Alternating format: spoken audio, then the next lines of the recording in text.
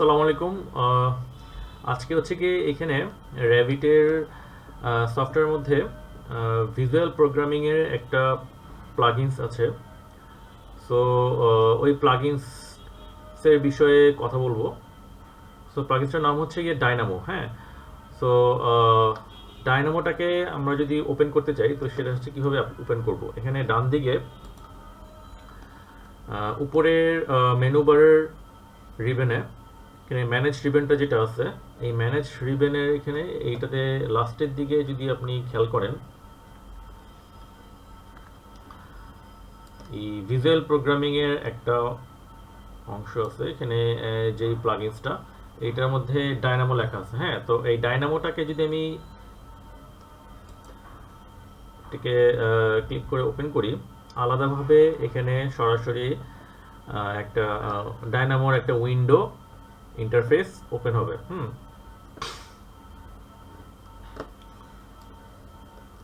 তো বেসিক্যালি এটা হচ্ছে গিয়ে ডাইনামো ইন্টারফেসের উইন্ডো। তো এখানে সাধারণত এই ডাইনামো দিয়ে সাধারণত কি কাজ করা যায়, এই প্লাগইনসটা দিয়ে সাধারণত আমরা জিওমেট্রিক্যাল ফর্ম তৈরি করতে পারি। এখানে বিভিন্ন ধরনের জিওমেট্রিক্যাল ফর্ম থেকে যে টাইপের ডাটা আমরা পাই ওই ডাটাগুলোকে নিয়ে কাজ করতে পারি। অনেক সময় দেখা যায় এক্সেল থেকে ডাটা নিয়ে এই ডায়নামোতেও আমি ডাটাকে ট্রান্সফার করে দিয়েও বিভিন্ন টাইপের জিওমেট্রিক্যাল ফর্ম তৈরি করা যায় এবং এই ডাটা থেকেও এক্সেলে ট্রান্সফার করা যায়। ওকে, এবং র্যাভিটের মধ্যেও র্যাভিটের যে প্যারামিটারগুলো থাকে এই র্যাভিটের প্যারামিটারগুলো নিয়েও এখানে আমরা কাজ করতে পারি এই ডায়নামো দিয়ে।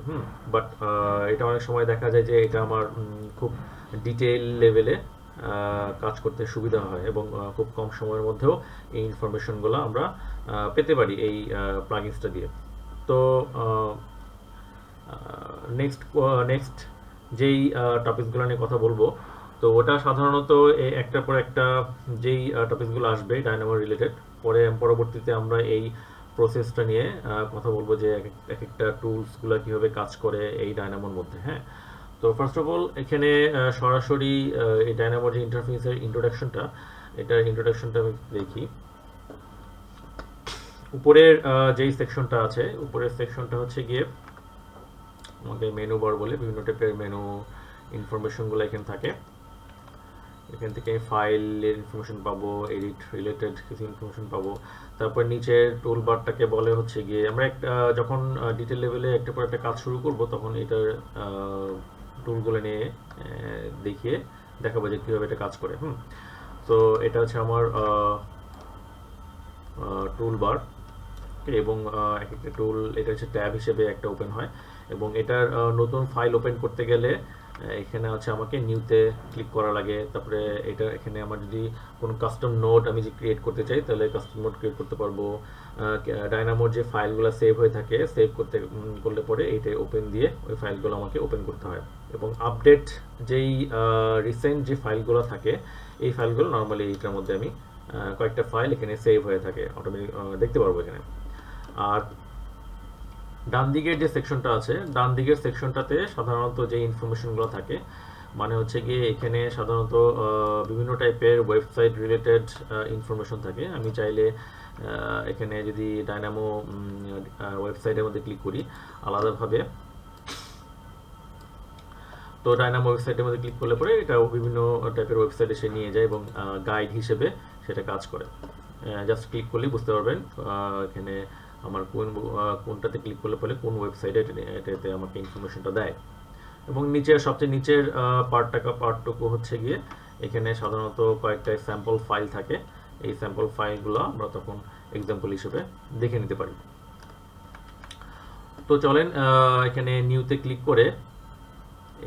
ক্লিক করে নতুন আমার যেই ডায়নামোর যেই ওয়ার্কিং স্পেসটা, এই ওয়ার্কিং স্পেসটাতে আমরা ওপেন করলাম। ওপেন করে দেখলাম যে এই ওয়ার্কিং স্পেসটাতে এখানে বেসিক্যালি এই গ্রাফ পেপারের মধ্যে হচ্ছে গিয়ে আমি বিভিন্ন টাইপের জিওমেট্রিক্যাল ফর্ম ক্রিয়েট করতে পারি এবং আলাদাভাবে বিভিন্ন টাইপের নোড ক্রিয়েট করা যায়। হ্যাঁ, নোড ক্রিয়েট করতে হয়, ডাটা রিলেটেড নোড ক্রিয়েট করে এখানে ওটার মাধ্যমে আমরা জিওমেট্রিক্যাল ফর্ম এবং ডাটা নিয়ে এখানে প্লে করতে পারবো। বিভিন্ন টাইপের স্ক্রিন ক্রিয়েট করা যায়, প্যারামেট্রিক স্ক্রিন টাইপের ফর্ম ক্রিয়েট সারফেস ক্রিয়েট করা যায়।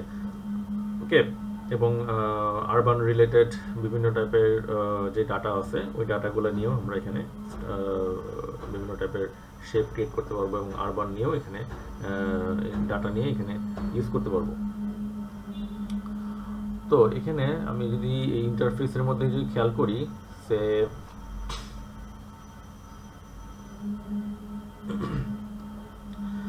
আমার মাঝখানে যে স্পেসটা আছে এই স্পেসটা বলা হচ্ছে ওয়ার্ক স্পেস। ওকে, এবং এখানে আলাদাভাবে যখন আপনি কোনো ফাইল ওপেন করবেন, ওপেন করার পরে সরাসরি এখানে ট্যাব আকারে ওপেন হয়ে যায়। ওকে, এবং ডান দিকের যে সেকশনটা আছে এখানে, সরি বাঁ দিকের সেকশনটা যেটা আছে, এই যে সেকশনটা, এটাকে বলে হচ্ছে গিয়ে লাইব্রেরি সেকশন। ওকে, এখানে বিভিন্ন টাইপের টুল আছে। বেসিক্যালি বিভিন্ন টাইপের লাইব্রেরি সেকশন আছে এখানে, এক একটা বিভিন্ন টাইপের টুলগুলো নিয়ে কাজ করা যায়। তো সাধারণত যেটা দেখি যে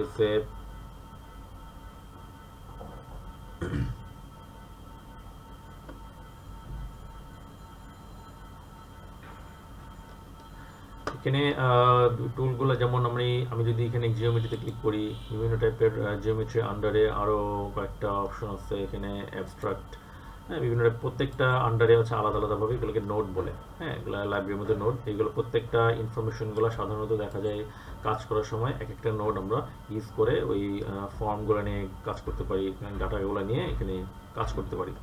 এগুলো কাজ স্টার্ট করলে একটার পর একটা আমরা দেখতে পারবো। সো এই ডিফল্ট যে সেকশনটা আছে, এই ডিফল্ট সেকশনটা ছাড়াও এই সাপোজ এই সেকশনটা হচ্ছে গিয়ে ডিফল্ট সেকশন, অ্যাডভান্সের উপরের দিকে, আর অ্যাডভান্সের নিচের দিকে যে ইনফরমেশনগুলো, এই প্যাকেজগুলো, এগুলোকে বলে প্যাকেজ বলে, এগুলো কাস্টম প্যাকেজ। এগুলো সাধারণত অনলাইন থেকে ডাউনলোড করে নিতে হয়। এই সেকশন যেগুলো আছে এগুলো বিভিন্ন টাইপের কাস্টম প্যাকেজ, এটা অনলাইনে তৈরি করা থাকে। অনলাইনে অনেকটা হচ্ছে গিয়ে আমরা যেমন ফার্নিচার ডাউনলোড করি, এটা ওয়ান কারণ ডাইনামোর হচ্ছে প্যাকেজ। হ্যাঁ, প্যাকেজ আমাদের অনেক সময় এই ডাটাগুলো নিয়ে এবং জিওমেট্রিক্যাল ফর্মগুলো নিয়ে কাজ করার সময় এই ইনফরমেশনগুলো কাজে লাগে। তো এগুলো কিভাবে এখানে ইনস্টল করা লাগে ওটার প্রসেসগুলো নিয়েও পরে আমরা কথা বলবো। সো এখানে সরাসরি এখানে খেয়াল করেন যে এখানে যদি আমি উপরে মেনু বার যেটা আছে এখানে বেসিক্যালি নোটিফিকেশন সেটিংসের মধ্যে কিছু ইনফরমেশন পাচ্ছি। প্যাকেজ যেটা আছে, প্যাকেজের মধ্যে সার্চ প্যাকেজের মধ্যে গেলে এখানে নিচে যেই আমরা প্যাকেজগুলো দেখলাম অ্যাডভান্সের নিচে, তখন এখানে সার্চ দিয়ে প্যাকেজগুলো এখানে ফাইন্ড আউট করতে হয়, তবে অবশ্যই নেটটা কানেক্ট থাকতে হবে। ওকে, এবং সর্বশেষ এবং সবশেষে এখানে সাধারণত নিচে যে অটোমেটিক লেখা আছে এই যে সেকশনটার মধ্যে, এখানে যে সেকশনটার মধ্যে অটোমেটিকটা লেখা আছে, এর মানে হচ্ছে গিয়ে সাপোজ আমি যদি কোনো নোড নিয়ে কাজ করি, সে এখানে আমি লিখলাম সে পয়েন্ট। ওকে, তো পয়েন্ট রিলেটেড যে যতগুলো নোড আছে এই লাইব্রেরি সেকশনের মধ্যে, সবগুলো নোড এখানে চলে আসবে এবং আমাকে হচ্ছে ফাইন্ড আউট করতে হবে যে আমার আসলে কোন নোটটা লাগবে। এটা বেসিক্যালি একবারে তো বোঝা যায় না, এখানে সাধারণত স্টেপ বাই স্টেপ করে কতগুলো প্রসেস আছে, এই প্রসেসের মাধ্যমে আমরা এগুলোকে অ্যাপ্লাই করতে পারি। বাট এটা আসলে প্র্যাকটিসের বিষয়, প্র্যাকটিস করলে পরে এটার প্যাটার্নটা আসলে ধরতে পারবো। সো পয়েন্ট বাই কোঅর্ডিনেট যদি ক্লিক করি, এটা দেখলাম যে এখানে লেখা আছে পয়েন্ট বাই কোঅর্ডিনেট। সাপোজ একটা নোট নিয়ে যদি আমি কাজ করি, হ্যাঁ, এখানে পয়েন্ট বাই কোঅর্ডিনেট লেখা আছে, এখানে কার আন্ডারে, পয়েন্টের আন্ডারে। সো আমি যদি পয়েন্ট এবং জিওমেট্রি হচ্ছে মেইন সেকশন, জিওমেট্রি আন্ডারে পয়েন্টের আন্ডারে হচ্ছে গিয়ে এই বাই কোঅর্ডিনেটস। সো পয়েন্টের মধ্যে ক্লিক করলে তখন এটা আসলে কোন সেকশনে, লাইব্রেরি কোন সেকশনে আছে সরাসরি এটা আমাকে দেখায় দেয় লাইব্রেরিতে।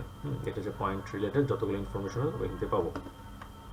এখানে মনে করেন যে এখানে সাপোজ আমি যদি এখানে এই যে অটোমেটিকভাবে পয়েন্টটা, এটাকে বলে নোট। হ্যাঁ, পরের ক্লাসগুলোতে হচ্ছে নোড নিয়ে কথা বলবো, এখানে আসলে নোটটা কিভাবে কাজ করে, এখানে কোনটার মিনিং কি। সাপোজ আমি যদি এটাকে একটা একটা নাম্বার বা স্লাইডার অ্যাড করি অ্যাড করার পর সে আমি এটা অটোমেটিক দিলাম, অটোমেটিক অবস্থায় যদি এখানে কানেক্ট করলে পরে দেখবো যে এটাকে স্লাইডারটা যদি সরাই তাহলে এটার সাথে সাথে হচ্ছে আমাকে ডিস্টেন্স অনুযায়ী এই পয়েন্টটা সরে যায়। এবং এটা যেহেতু অটোমেটিক দেওয়া আছে, তো আমি যদি ম্যানুয়াল করে দিয়ে যদি আমি এটাকে সরাই তখন দেখবো যে সরবে না। সাধারণত এটা অনেক সময় দেখা যায় ম্যানুয়াল করা লাগে এবং অনেক সময় দেখা যায় মানে অটোমেটিক দিলেও প্রবলেম হয় না। আমি ম্যানুয়াল করে যদি রান দিই তখন দেখবো যে আমার যে ডিস্টেন্সটা এখানে অ্যাকোয়ার করছে, তো এটা এখানে ডিস্টেন্সটা এখানে অটোমেটিকভাবে এই পয়েন্টটা মুভ করে গেছে মেইন সেন্টার পয়েন্ট থেকে।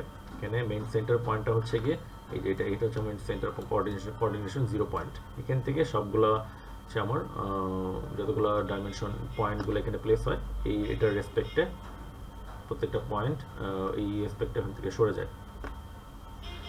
হ্যাঁ, তো এই অনেক সময় ফাইল যখন ভারী হয়ে যায় সাধারণত আমরা ম্যানুয়ালি কাজ করি। যদি অটোমেটিক অনেক সময় ফাইল যদি অনেক জিওমেট্রিক্যাল অর্গানিক কমপ্লেক্স ফর্ম নিয়ে যদি আমরা এখানে বানাই তখন এই অটোমেটিকটা না দেওয়াটাই বেটার, কারণ ফাইল ক্র্যাশ করার সম্ভাবনা থাকে।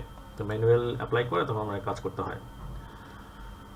সো এবং ডান দিকের সেকশনটাতে এখানে কিছু অপশন টুল ইমেজ সিম্বল দেখতে পাচ্ছি, এখানে কিছু সিম্বল আমরা দেখতে পাচ্ছি। তো বেসিক্যালি আমি যদি এখানে এই মাঝখানে এই গ্রাফ পেপারটাকে যদি একটু রোটেট করে ঘোরাতে চাই, মানে ভিউটাকে একটু রোটেট করে ঘোরাতে চাই, তো সেক্ষেত্রে আমাকে এইখানে এই geometry enable background 3D preview navigation বারটা এটা আছে সিম্বলটা, এটা ক্লিক করতে হবে। ক্লিক করে আমি মাউসের যে রাইট বাটনটা আছে রাইট বাটনটা ক্লিক করে প্রেস করে ধরে নাড়াবো, মাউসটাকে নাড়ালে পরে এটাকে ঘুরবে।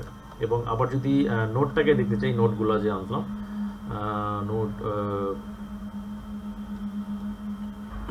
নোটসগুলোকে আনতে চাই, এটাকে মুভ করতে চাই, তো আবার এখানে এই কন্ট্রোল শর্টকাট কি হচ্ছে কন্ট্রোল বি প্রেস করলে পরে আবার চলে আসবে, আবার কন্ট্রোল বি প্রেস করলে আবার আমি জিওমেট্রিক্যাল ফর্ম মানে গ্রাফ পেপারটাকে ঘুরে ঘুরে দেখতে পারবো।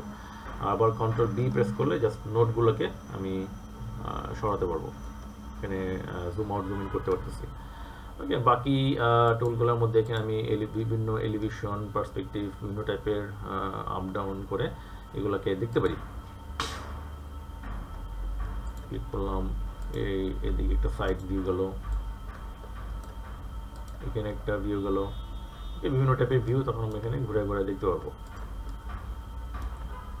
এবং এখানে জুম টু ফিট ক্লিক করলে আবার সাথে সাথে কোনো টাইপের ফর্ম সাথে সাথে উইন্ডোতে আনতে গেলে জুম টু ফিট দিলে এবং সাথে সাথে এখানে চলে আসবে।